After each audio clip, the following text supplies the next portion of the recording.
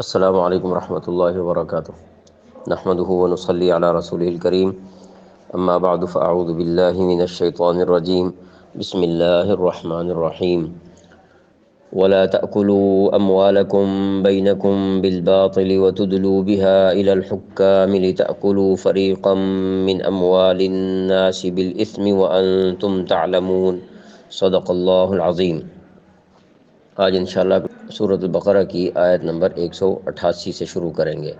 وَلَا تَأْكُلُوا اور نہ کھاؤ اموالکم اپنے مال بینکم آپس میں بالباطل ناحق طریقے سے وَتُدْلُوا اور نہ پہنچاؤ بہا اس سے الی الحکامی حاکموں تک لتأکلوا تاکہ تم کھاؤ فریقاً کوئی حصہ من اموال مالوں سے الناس لوگ بالاسمی گناہ سے وانتم اور تم تعلمون جانتے ہو۔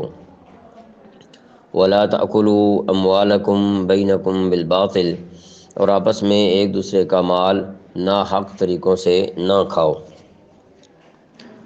پیچھے روزے کا ذکر ہوا تو روزے سے انسان کے نفس کی طہارت مقصود ہے۔ اب مالوں کی طہارت تطہیر اموال کا ذکر کیا جا رہا ہے۔ نیز یہ بھی معلوم ہو گیا کہ روزے کی حالت میں مال حلال کھانا بھی منع ہے، جبکہ مال حرام سے بچنا تو ساری زندگی کا کام ہے۔ گویا یہ روزہ یہ روزہ یعنی مال حرام سے بچنے کا روزہ جس کو کہہ لیں پوری عمر کے لیے ہے، اس کے لیے کوئی حد مقرر نہیں ہے۔ مال حرام کی مختلف صورتیں ہو سکتی ہیں، جن میں سے چوری، خیانت، دغا بازی، رشوت، زبردستی مال چھین لینا، جوا، ناجائز لین دین کرنا یا سود، رشوت، ان ذریعوں سے مال کمانا اور استعمال کرنا حرام اور ناجائز ہے۔ فرمایا وَتُدْلُوا بِهَا إِلَى الْحُكَّامِ لِتَأْكُلُوا فَرِيقًا مِّنْ أَمْوَالِ النَّاسِ بِالْإِثْمِ وَأَنْتُمْ تَعْلَمُونَ اور نہ ان کا مقدمہ حاکموں کے پاس اس غرض سے لے جاؤ کہ لوگوں کے مال کا کوئی حصہ جانتے بوجھتے ہڑپ کرنے کا گناہ کرو۔ یہ جو بات کی گئی ہے کہ نہ پہنچاؤ حاکموں تک، یعنی ظالم حاکموں کو کسی کے مال کی خبر نہ دو، کیونکہ ہو سکتا ہے کہ وہ اس کے مال کو نقصان پہنچائے۔ دوسری بات یہ کہ اپنا مال رشوت کے راستے سے حاکموں تک نہ پہنچاؤ کہ حاکم کو اپنے موافق بنا کر کسی کا مال کھا لو، یہ مطلب بھی اس سے ہو سکتا ہے۔ اور تیسرا یہ بھی ہو سکتا ہے کہ جھوٹی گواہی دے کر بھی مال نہ کماؤ، اور یہ بھی ہو سکتا ہے کہ جھوٹی قسم کھا کر بھی اس کے بدلے مال نہ کھاؤ۔ یہ بھی ہو سکتا ہے کہ جھوٹا دعویٰ کر کے کسی کا مال نہ کھاؤ اور تمہیں اپنے ناحق پر ہونے کا علم بھی ہو، تم جانتے ہو کہ میں حق پر نہیں ہوں، اس کے باوجود بھی جھوٹا دعویٰ کر کے کسی مال پر تو وہ مال اپنے نام کروا لو۔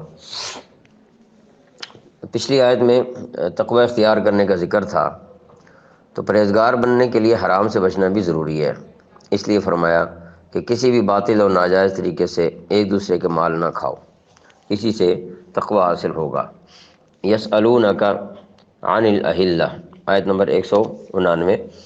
یسألونک وہ آپ سے پوچھتے ہیں، عن سے الاہلتی نیا چاند، قل فرما دیجئے ہی یہ مواقیت اوقات ہے، یعنی مراد یہ ہے کہ پیمانہ ہے اوقات کا، منع اوقات بھی کر سکتے ہیں، پیمانہ اوقات کر لیں تب بھی ٹھیک ہے، للناس لوگوں کے لیے، والحج اور حج، ولیسا اور نہیں ہے البر نیکی، بان یہ کہ تاتو تم آؤ البیوتا گھر، من ظہورہا ان کی پشت سے، ولیکن اور لیکن، البر نیکی، من اتقا جو پرہیزگاری اختیار کرے، واتو اور تم آؤ البیوتا گھروں میں، من ابوابہا ان کے دروازے سے، واتقوا اللہ اور ڈرو اللہ تعالیٰ سے، لعلکم تاکہ تم تفلحون کامیابی حاصل کرو۔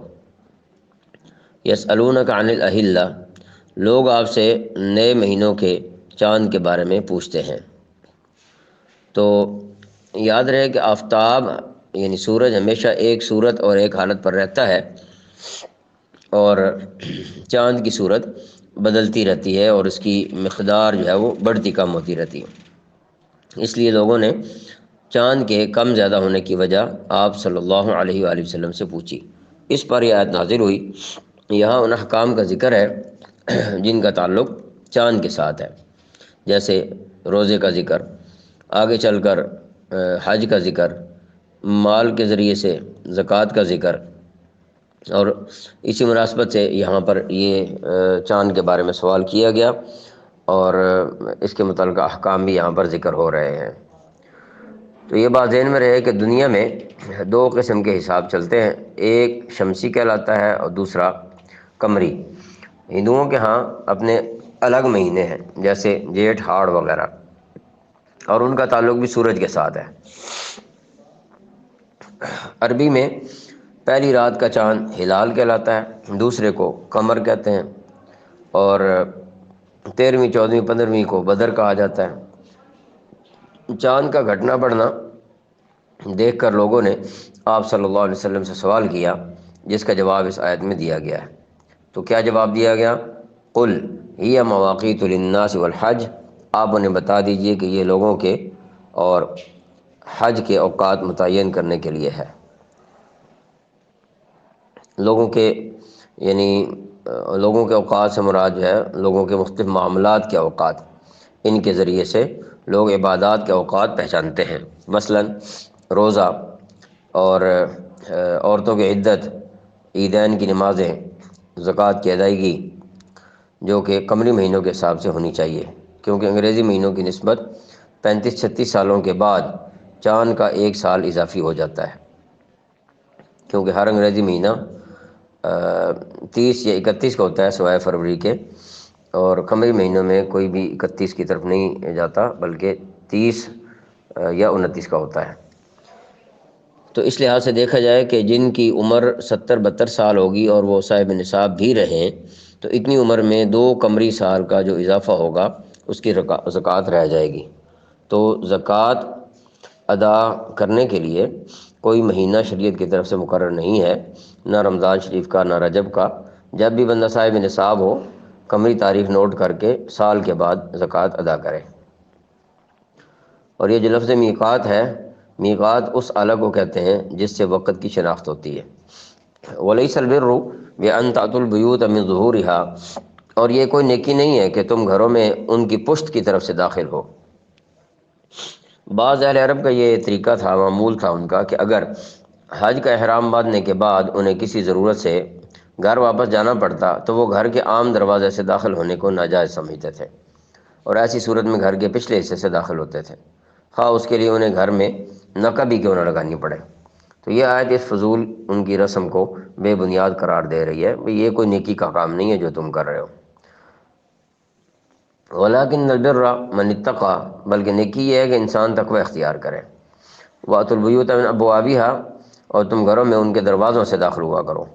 وَاتَّقُوا اللَّهَ لَعَلَّكُمْ تُفْلِحُونَ، اور اللہ تعالیٰ سے ڈرتے رہو تاکہ تمہیں فلاح حاصل ہو۔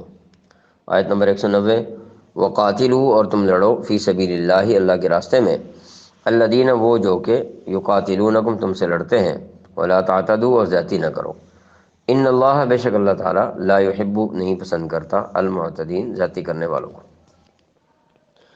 یہ آیات جو ہیں ان کا جو نزول کا وقت ہے وہ اس طرح ہے کہ مشرکین مکہ نے حضرت صلی اللہ علیہ وآلہ وسلم اور صحابہ کرام رضی اللہ عنہم اجمعین کو حدیبیہ کے مقام پر عمرہ ادا کرنے سے روک دیا۔ حدیبیہ جو ہے یہ ایک کنواں تھا، اسی کی وجہ سے گاؤں کا نام بھی حدیبیہ پڑ گیا۔ پرانے زمانے میں کنویں کے پاس آبادیاں ہوا کرتی تھیں، لوگ وہاں جا کے رکتے بیٹھتے تھے، تو اس آبادی کا نام بھی حدیبیہ پڑ گیا۔ یہ مکہ سے تقریباً 8-9 میل کے فاصلے پر ہے۔ اچھا، جب عمرہ کرنے سے روک دیا تو معاہدہ کیا گیا وہاں پر کہ اگلے سال عمرہ کریں گے۔ اگلے سال عمرے کا ارادہ جب کیا تو کچھ صحابہ رضی اللہ عنہم اجمعین کو خطرہ لاحق ہوا کہ مشرکین مکہ کہیں عہد شکنی کر کے لڑائی نہ کر دیں، تو مسلمانوں کو مشکل ہوگی کہ ادھر حدود حرم ہوگی، ادھر حرمت کا مہینہ ہوگا ذی القعدہ کا، تو پھر لڑائی کیسے ہوگی؟ تو فرمایا اگر کفار معاہدہ توڑ کر جنگ مسلمانوں کے لیے اگر کفار معاہدہ توڑ کر جنگ کریں تو مسلمانوں کے لیے جنگ جائز ہے، کیونکہ حدود وہ پھلانگ رہے، معاہدہ ان کی طرف سے ٹوٹ جائے گا، اور اگر وہ حدود حرم اور محترم مہینے کی حرمت کا لحاظ کیے بغیر حملہ آور ہو جائیں تو مسلمانوں کے لیے بھی ان کی ذاتی کا بدلہ دینا جو وہ درست ہے، بدلہ لینا جو وہ درست ہے۔ وَقَاتِلُوا فِي سَبِيلِ اللَّهِ الَّذِينَ يُقَاتِلُونَكُمْ وَلَا تَعْتَدُوا، اور ان لوگوں سے اللہ تعالیٰ کے راستے میں جنگ کرو جو تم سے جنگ کرتے ہیں، اور زیادتی نہ کرو۔ اس کا مطلب یہ ہے کہ اگر وہ تمہارے ساتھ نہیں لڑتے بلکہ معاہدے کی پابندی کرتے ہیں تو تم بھی زیادتی مت کرو، پہل نہ کرو۔ اسی طرح جو لوگ تمہارے ساتھ نہیں لڑتے جیسے بوڑھے، بچے، عورتیں، اور وہ لوگ جو تمہارے سامنے اپنے اسلام کا اظہار کریں ان کو بھی قتل نہ کرو، اس لیے کہ یہ تمہاری جانب سے زیادتی ہوگی۔ ان اللہ لا يحب المعتدین، یقین جانو کہ اللہ تعالی زیادتی کرنے والوں کو پسند نہیں کرتا۔ اللہ تعالیٰ عمل کی توفیق عطا فرمائے۔